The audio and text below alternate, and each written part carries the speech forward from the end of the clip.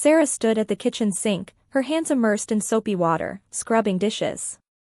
The weight of exhaustion sat heavy on her shoulders as she gazed out the small window into the backyard, where the wooden fence was barely holding together. Bills piled up on the kitchen counter, a constant reminder of their financial struggles. The sigh she let out was deep, filled with years of quiet suffering and disappointment. Michael sat at the small table behind her, fiddling with his phone, his face a picture of discontent. "I'm tired of this," he muttered under his breath, just loud enough for Sarah to hear. She paused, her hands motionless in the sink, water dripping from the plates. "Tired of what?" she asked softly, though she already knew what was coming. "This," Michael said, gesturing vaguely around the room. "This life. Struggling every day, scraping by. I didn't sign up for this." Sarah turned off the faucet and dried her hands, her heart sinking. "I know it's hard, Michael. But we're in this together. We've always been." Michael stood up abruptly, the chair screeching against the floor. "That's just it, Sarah. I don't think I can do this anymore. I've met someone. Her name's Rebecca, and she can give me the life I deserve." He looked at her, almost daring her to argue, but Sarah was too stunned to speak. Her hands shook as she held the dish towel, her mind trying to process his words. "You're leaving me? After everything we've been through?" Michael didn't even have the decency to look ashamed. "Look, I'm not going to sugarcoat it. You've never been ambitious, Sarah. You're content with this small life. But I'm not. I want more, and Rebecca can give me that." Tears welled in Sarah's eyes, but she refused to let them fall. She wouldn't give him the satisfaction. "And what about everything we built? All the years we've been together?" Michael shrugged, already looking past her as if she were nothing more than an obstacle in his path. "I'm sorry, but it's over. I'm moving in with her next week." Without another word, Michael turned and left the kitchen. The sound of his footsteps fading down the hall felt like the final blow. The door slammed shut, echoing in the empty house. Sarah stood frozen, staring at the spot where he had stood. Her chest felt tight, and the pain of abandonment hit her like a physical force. She sank into a chair, finally letting the tears fall. The man she had loved, sacrificed for, and shared her life with had just walked out, and there was nothing left but silence. Days turned into weeks, and Sarah struggled to keep herself together.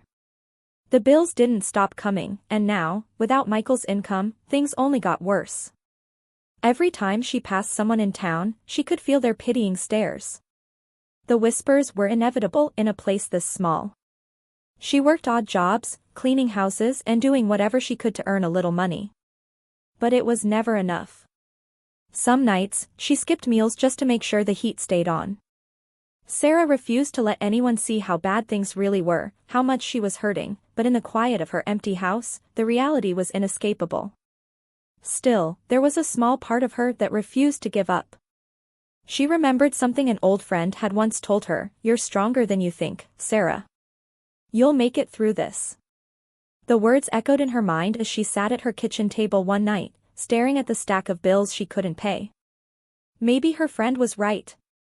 Maybe she was stronger than she gave herself credit for. The cold weight of the world pressed down on Sarah, but something inside her began to shift.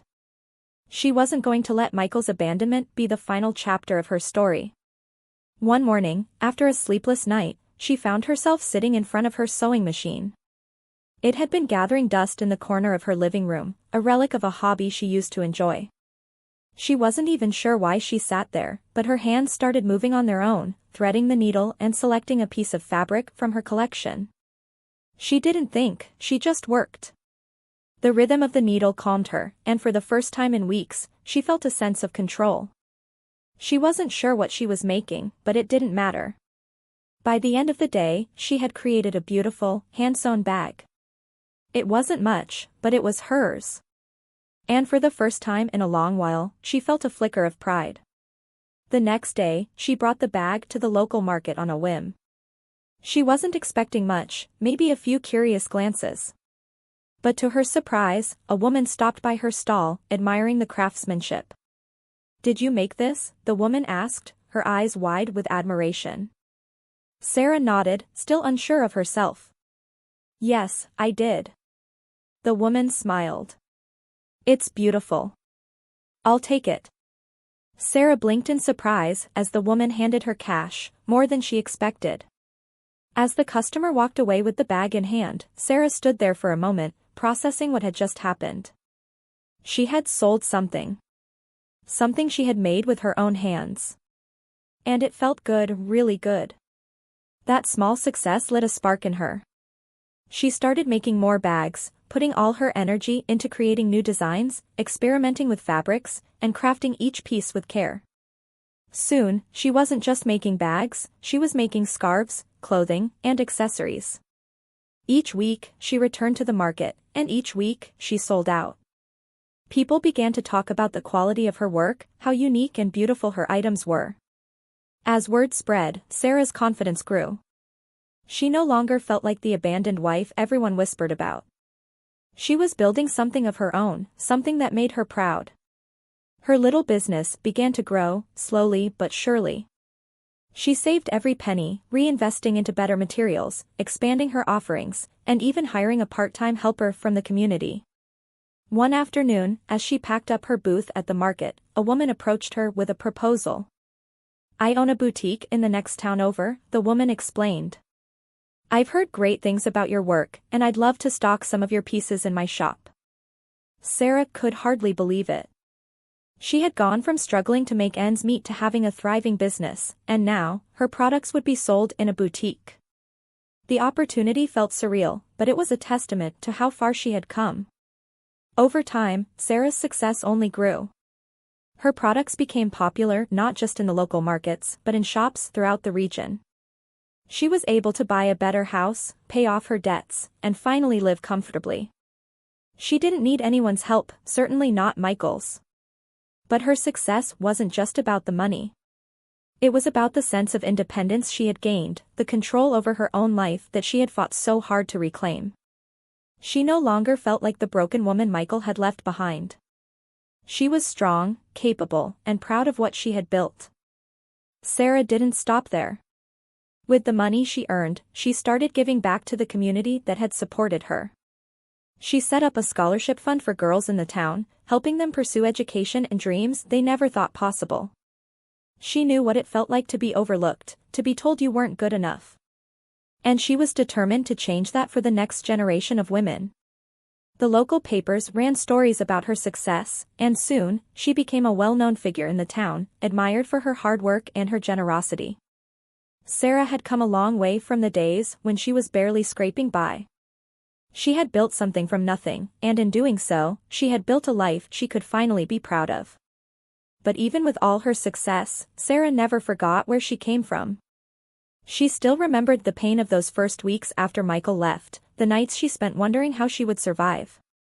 That memory kept her grounded and motivated to keep pushing forward. She wasn't just surviving anymore, she was thriving. Sarah's journey wasn't easy, but it was hers. And she had earned every bit of her success. She had taken the betrayal and heartbreak that Michael had left her with and turned it into something beautiful, something that no one could take away from her. Michael's life with Rebecca wasn't quite the dream he had imagined. At first, everything seemed perfect, her family was wealthy, she was younger, and their lifestyle was full of luxury. He reveled in it, thinking he had finally escaped the life of struggle he'd once shared with Sarah. But soon, cracks began to show. Rebecca was far from the supportive partner he had hoped for. She expected Michael to contribute financially, but without a job, his only source of comfort was spending her money. And Rebecca wasn't as forgiving or patient as Sarah had been.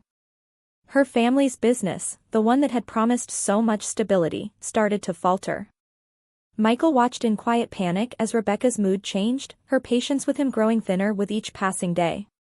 She criticized him for not doing more, for not finding a way to help. But Michael had nothing to offer, he had burned through the little savings he had brought with him, and his chances of finding work were slim. No one in their social circle respected him. They all knew he was the man who left his wife to live off someone else's wealth. Rebecca's friends sneered at him behind his back, and her family began to treat him as a burden rather than an equal. As Rebecca's financial troubles worsened, her affection for Michael quickly faded. She stopped inviting him to social events, stopped including him in her plans. She distanced herself, leaving him alone in the big house while she went out with her friends. He felt the coldness grow between them, and it terrified him. He had left Sarah, thinking he would find something better, but now he was more isolated and helpless than ever. The final blow came when Rebecca's business finally collapsed. Her family declared bankruptcy, and she made it clear that Michael was no longer welcome in her life. She didn't need another mouth to feed, especially not someone who had contributed nothing. Michael found himself packing his bags once again, only this time, he had nowhere to go. Rebecca's parting words stung him deeply. "You were never more than a temporary distraction," she had said coldly. "I was foolish to think you were anything more." Michael left, humiliated and broke, wandering the streets of the same city that had once felt like a paradise. With nowhere else to turn, he knew the only option left was to return to the small town he had once called home, the town where he had left Sarah behind. He had no money, no connections, and no future. The idea of going back to that place filled him with dread, but he was desperate. When he finally arrived in town, it was as if the world had moved on without him. The streets looked different, the people had changed.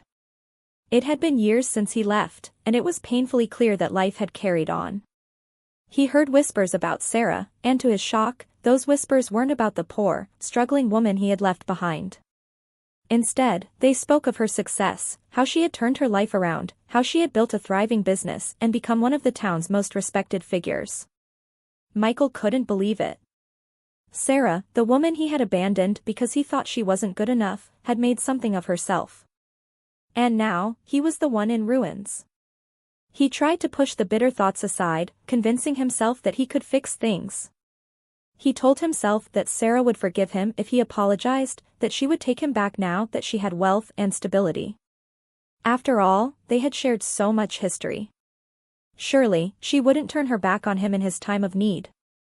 He walked through the streets, rehearsing what he would say, trying to think of the right words to win her back. But the more he heard about Sarah's success, the more nervous he became. People spoke of her with admiration, describing her as strong, independent, and generous. It was as if she had become someone else entirely, someone far removed from the woman he had left behind. The town seemed to have embraced her in a way they never had before, and Michael began to wonder if there was still a place for him in her life. As he neared Sarah's shop, a beautiful storefront that he would have never believed could belong to the woman he once called his wife, his heart pounded in his chest. He stood outside for a long moment, staring at the sign, trying to muster the courage to go inside. The man who had once walked away from her with barely a second thought was now standing on the edge of her success, hoping she would show him mercy. Inside, he could see customers browsing, laughing, and chatting with Sarah as if she were an old friend. She looked different, more confident, more radiant. She didn't seem like the Sarah he remembered. And it dawned on him that the woman he had left had grown into someone far stronger, someone who no longer needed him. Michael's hands trembled as he pushed open the door, stepping inside. The warmth of the shop was in stark contrast to the cold pit in his stomach. Sarah looked up from behind the counter, her smile faltering when she saw him. Recognition flashed in her eyes, but there was no warmth in her gaze. Michael stood there, unsure of what to say, as the reality of what he had lost hit him like a tidal wave. He had left her for what he thought was a better life. Now, she had found success on her own, and he had nothing. Michael stood there, the weight of his regret pressing down on him as Sarah's calm, unreadable expression met his gaze. For a moment, there was nothing but silence between them, an uncomfortable gap that stretched far beyond the physical distance. He had come here with the hope that she would welcome him back, but seeing her now, standing behind the counter of her thriving shop, he realized how much had changed.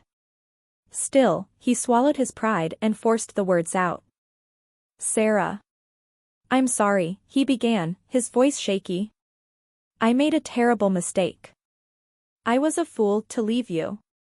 I didn't realize what I had."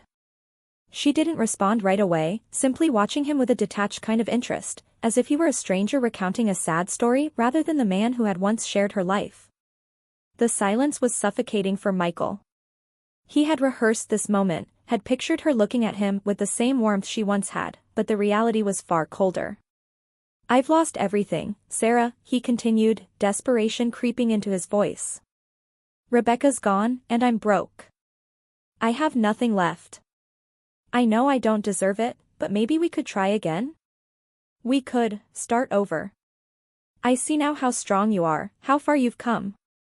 We could have something better this time. You've done so well, and I..." Sarah finally spoke, cutting him off mid-sentence. "You think you can just walk back into my life after all this time? After you left me for someone else, when I had nothing?" Her voice wasn't angry, but there was a firmness to it, a strength Michael hadn't anticipated. He flinched at her words, but pressed on, determined to make her see. "I know I was wrong. I wasn't thinking clearly. I was selfish, and I hurt you. But we had so much history, Sarah. We built a life together. I thought maybe..." "What we built," she interrupted again, shaking her head slightly. "You didn't build anything, Michael. I was the one holding things together while you looked for a way out. And when things got tough, you found someone else. You thought I wasn't good enough, that I'd never be more than what I was back then." Michael's heart sank. He knew everything she said was true, but hearing it laid out so plainly made the weight of his mistakes even harder to bear. "I was wrong," he said quietly. "I didn't see how strong you were. I didn't see your potential." Sarah's expression softened just slightly, but not in the way Michael had hoped. There was no invitation for forgiveness, no sign that she would take him back. "You didn't see me at all," she said, her voice calm but firm. "You were too busy looking for something better. But while you were out chasing your dreams, I was here building mine." Michael stood frozen, unsure of what to say next. He had thought his apology would be enough, that she would at least be open to the idea of rekindling what they had. But it was clear that the woman standing before him wasn't the same Sarah he had left behind. She had grown, flourished, and found her own way without him. "I've worked hard for everything I have now," Sarah continued, her eyes locked on his. "And I did it without you. I don't need you to come back into my life, to take credit for my success, or to be part of it. You made your choice, and I made mine. I chose to survive. I chose to thrive." Michael's throat tightened. He had never imagined this would be the outcome.